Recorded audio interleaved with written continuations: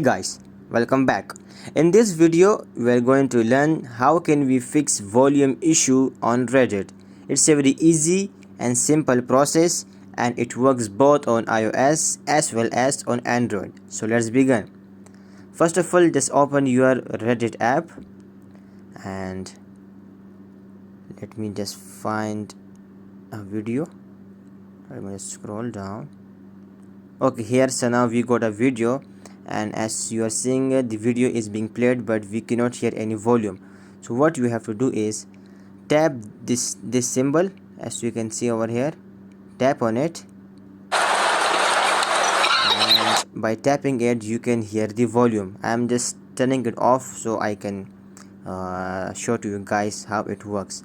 Let me show you another one.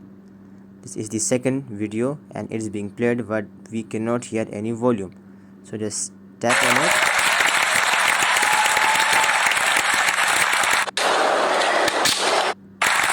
So in this way we can fix the volume issue. Once just press it once and just scroll down and any video comes in your home page, so it will be played automatically.